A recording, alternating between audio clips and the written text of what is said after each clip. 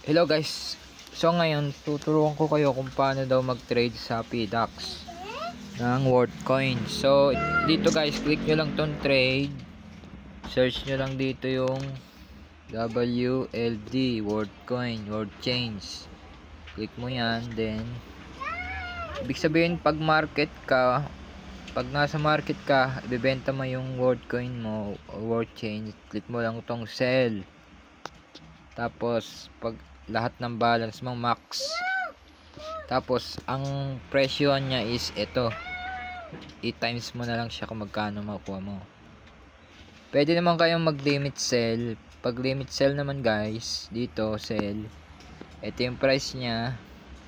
Pwede mo iset yung price mo kung magkano gusto mo. Halimbawa na 85 ang gusto mong ibenta, kaya lang medyo matagal pa yan kasi mag-aantay ka ng mga buyer na or kung kailan tataas ang value. Tapos i-max mo lang, kuwari na meron kang 20 coins, so ang pumapatak na 17 na makukuha mo kung ganitong price ang gusto mo. So kung gusto mo priority price or kung gusto mo mabenta kagad, ito, click mo lang siya, ito. Kung gusto mo mag limit sell, kung anong gusto mong price iset, kung magkano gusto mong price ibenta or isell yung coins mo. So yun guys, tas i-max mo lang siya, tas place order mo lang, tas ang gagawin, mag-aantay ka lang kung nabenta na ba o hindi pa. Tas papasok siya dito sa orders, dito sa orders na yan, dito. Ito yung sa akin guys, ito yung una, sinet ko siya sa price na, nakikita mo yung price niya 99, nabinenta ko siya 99 isa noong mataas pa.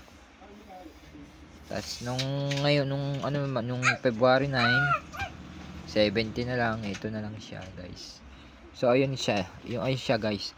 So kung nagmamadali naman kayo, pwede naman kayong pumunta sa market, tapos market trade to, then direct sell mo na, tapos sell mo na.